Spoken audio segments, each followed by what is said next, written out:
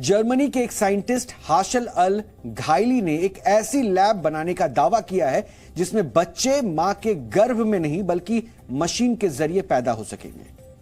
हो सकता है यह सुनकर आप हैरान रह गए होंगे और सोच रहे होंगे कि भला ऐसे कैसे हो सकता है, लेकिन हाशल अल घायली तो यही कह रहे हैं और इसलिए आज हम बच्चे पैदा करने वाली उनकी फैक्ट्री और उनके दावे का डीएनए टेस्ट करेंगे। और हमारा ये विश्लेषण आपको जरूर देखना चाहिए क्योंकि ये साइंस का वो दावा है जो अगर सच साबित हो गया तो सब कुछ बदल देगा।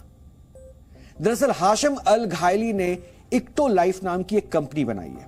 इसे आप कंपनी की जगह बच्चा पैदा करने वाली फैक्ट्री कह सकते हैं। और उनका दावा है कि उनकी कंपनी में पॉड्स में बच्चे पैदा किए जा सकेंगे। इन्हें बेबी पॉड का नाम दिया गया है, यानी एक ऐसा बक्सा जो किसी औरत के गर्भाशय की तरह काम करेगा और उसमें न सिर्फ पुरुष और महिला के शुक्राणुओं और अंडाणुओं को फर्टिलाइज किया जा सकेगा बल्कि उनसे पैदा होने वाले भ्रूण को पाला भी जा सकेगा। यानी बच्चा पैदा करने के लिए मां की कोख की जरूरत नहीं होगी और वो इसी पॉड में, जो पॉड से भी हम आपको दिखा रहे हैं, इसी पॉड में जन्म ले सकेंगे। यानी आप इसे आर्टिफिशियल गर्भ भी कह सकते हैं। हम आपको हाशम अल घायली की इस लैब की ग्राफिकल तस्वीरें दिखाने वाले हैं। अभी हमने उसकी झलक दिखाई थी, लेकिन इन तस्वीरों को जब आप देखेंगे तो उसमें आपको कई ट्रांसपेरेंट बेबी पॉड्स और उनके अंदर मौजूद बच्चे भी नजर आ रहे होंगे। इक्टो लाइफ कंपनी ने अपनी वेबसाइट पर यह बताया है कि शुरुआत में इस प्रोजेक्ट पर काम करने के लिए 75 लैब बनाए गए हैं और यह जो दावा अब किया जा रहा है इसके मुताबिक हर लैब में बच्चों को पैदा करने के लिए 400 बेबी पॉड्स लगाए गए हैं। इससे कंपनी आर्टिफिशियल तरीके से 30,000 बच्चे पैदा कर सकेगी। हो सकता है ये तस्वीरें आपको हॉलीवुड की किसी साइंस फिक्शन फिल्म की याद दिला रही हो, जो तस्वीरें आप देख रहे हैं, लेकिन हो सकता है कि आने वाले वक्त में यही सच्चाई बन जाए। लेकिन क्या यह संभव है? क्या बच्चे मां की कोख की जगह किसी मशीन या पॉड में जन्म ले सकते हैं?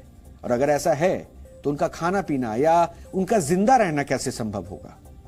क्योंकि गर्भाशय के दौरान बच्चा अम्बिकल कॉर्ड यानी कि गर्भनाल के जरिए अपनी मां से जुड़ा होता है और इसी गर्भनाल से उसे जरूरी पोषण, ऑक्सीजन और उसकी वृद्धि के लिए जरूरी हार्मोन्स मिलते हैं।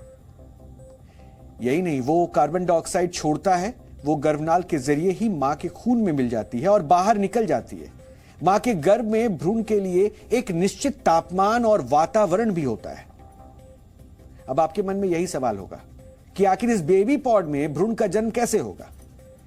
इक्टो लाइफ के अनुसार इसके लिए सबसे पहले मशीन में किसी पुरुष के स्पर्म और किसी महिला के एग को मिलाया जाता है। इसके बाद सामान्य प्रक्रिया शुरू हो जाती है, यानी भ्रूण का जन्म हो जाता है।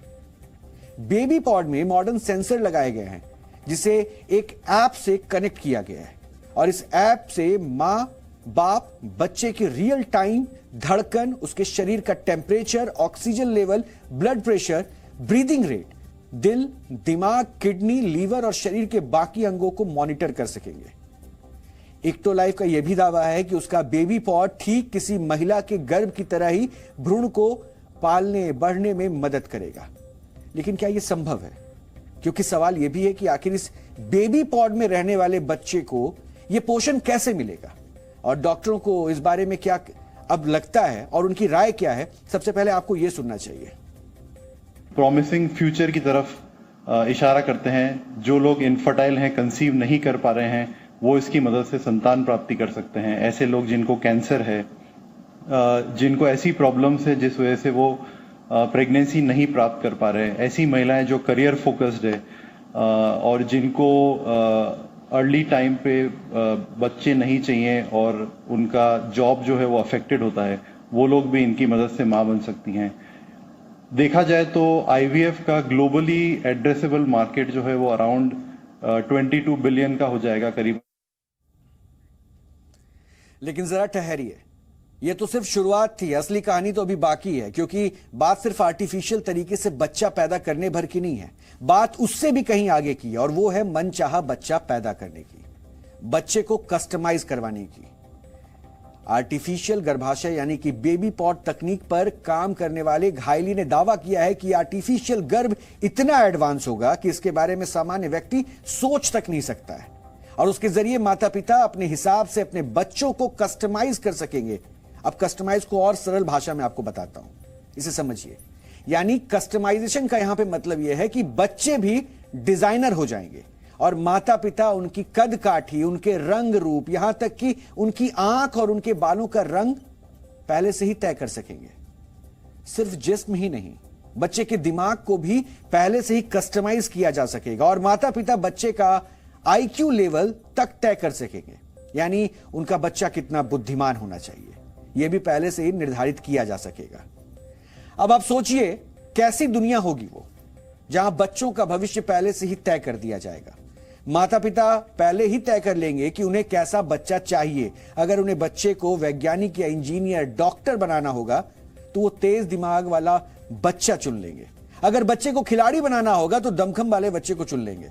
और रंग रूप तो खैर इस पैकेज में कॉम्प्लीमेंट्री ही है, ये दावा है। लेकिन क्या ऐसा संभव है? फिर से वही सवाल।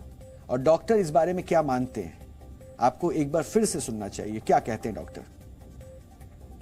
Another 10 to 15 years down the line, ये टेक्नोलॉजी की वजह से डिजाइनर बेबीज का जो कंसेप्ट है वो बहुत पूरी दुनिया में फैल जाएगा एंड हर किसी को डिजाइनर बेबीज चाहिए होते हैं।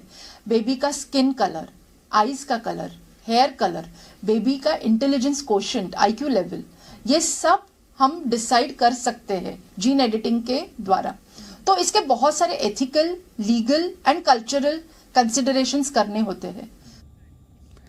अब आप पूछ रहे होंगे कि जब ईश्वर ने सिर्फ इंसानों को ही नहीं, किसी भी प्रजाति को भी इस तरह बनाया है कि वो खुद बच्चे पैदा कर सके, तो अपनी नस्ल को आगे बढ़ा सके, तो फिर इस आर्टिफिशियल तरीके की क्या जरूरत है? क्या हम इंसान ईश्वर की बनाई व्यवस्था या दुनिया में दखल तो नहीं दे रहे?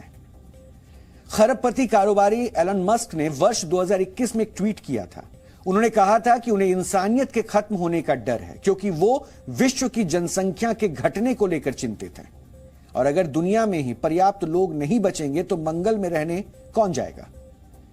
इक्टो लाइफ के मालिक घायली ने इसी समस्या को अपने आविष्कार की वजह बताई और उन्होंने दावा किया कि उनके इस आर्टिफिशियल गर्भ की सुविधा से जापान, बुल्गारिया और दक्षिण कोरिया जैसे देशों में जनसंख्या बढ़ाई जा सकेगी, जहां आबादी तेजी से कम हो रही है और लोग बच्चे पैदा करने में कतरा रहे हैं।